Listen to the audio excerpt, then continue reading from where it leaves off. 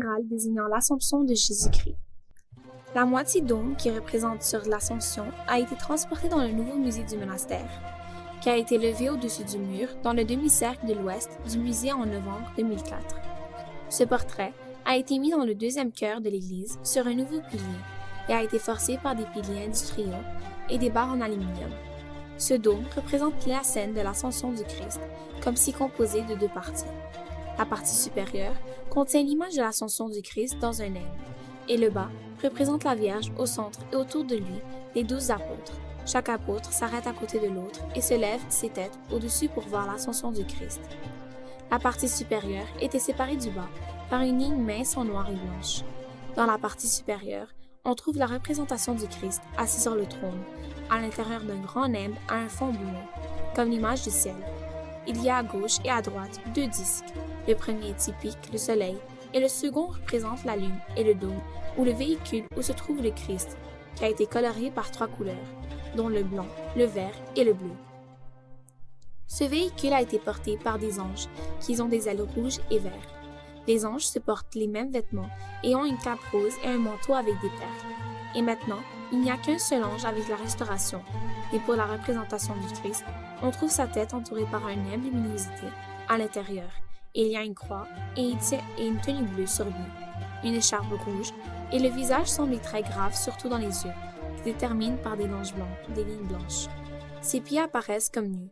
Dès on dit qu'il tient un livre dans sa main gauche et à droite, il tient un disque, ou un exemple de globe terrestre, sur une croix.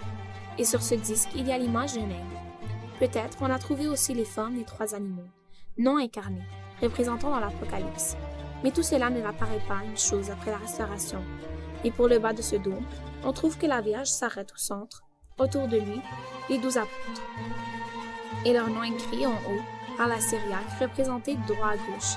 Matthias, Simon el Canoni, Lébaos qui s'appelle Thédaos, Jacob le fils d'Elphi, Mattha, Andrew, Marie la mère du Christ, Botros, Jean, Jacob, Philippos, Bersalemos et Thomas.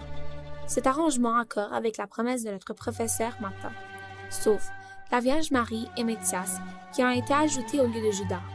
La Vierge s'arrête et se porte une longue robe qui est pourpure et la cape en blanche, et entourer sa tête un nimbe luminosité, et lève ses mains en cas de la prière et d'invocation. Ses yeux sont vers la foule, sans faire attention de se passer en dessus. Puis, on trouve les 12 apôtres, représentés par un nimbe, luminosité, qui est entouré leur tête par des cheveux noirs et une barbe noire.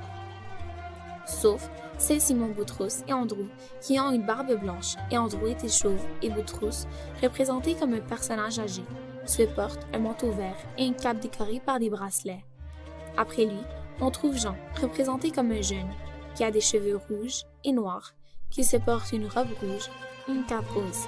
Après lui, s'arrête Jacob, qui se porte une cape rouge et un manteau gris, qui tend au bleu. Il lève sa main droite par le pouce comme un mouvement d'illustration. Puis, on trouve Philippos, qui se porte la cape verte gris et un manteau rouge. Ses cheveux sur les épaules en regard à Thomas, qui tient lui par sa main droite et lève sa main gauche au ciel.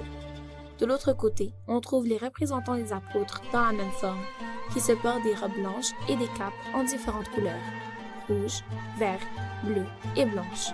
Et, enfin, apparaît que Simon el Canoni et Thédaos parlent les uns aux autres. Ce tableau revient à l'époque où faire les demi-dômes dans le premier chœur revient au XIIIe siècle.